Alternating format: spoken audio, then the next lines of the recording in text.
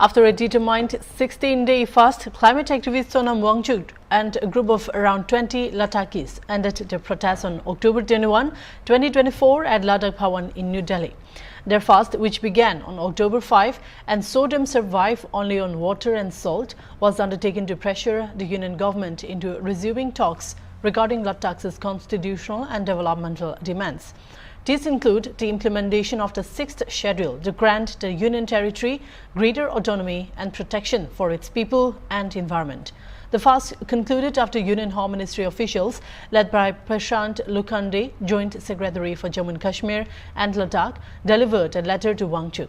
This letter confirmed that a high-powered committee on Ladakh headed by Nityanand Rai, Minister of State for Home Affairs, would meet on December 3, 2024 to restart talks. Lukhande personally handed Wangchuk a glass of juice to mark the end of the fast. Wangchuk, alongside other Ladakhi activists, accepted a gesture signaling the temporary resolution of their immediate demand for the resumption of dialogue. खुशी है कि आज हमारे अनशन के 16वें दिन हम ये अनशन ख़त्म कर रहे हैं, क्योंकि joint secretary ministry of home affairs यहाँ आकर हमारी जो मुख्य मुद्दा थी, मांग थी, उसके बारे में ये पत्र देकर गए हैं, जिसमें कि जो लद्दाख के नेताओं के साथ केंद्र सरकार की बातचीत चल रही थी, जो रुक गई थी, उसे दोबारा शुरू करने की मांग थी। तो उन्होंने उसका तिथि 3 दिसंबर का दिया है और ये हमें पहुंचाया गया।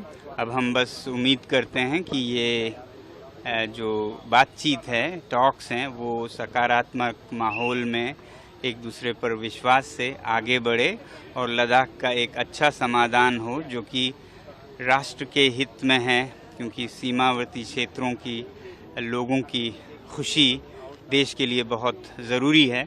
तो यही मैं उम्मीद करता हूं और उम्मीद ये भी करता हूं कि दोबारा मुझे इस मुद्दे पर फिर अनशन न करना पड़े।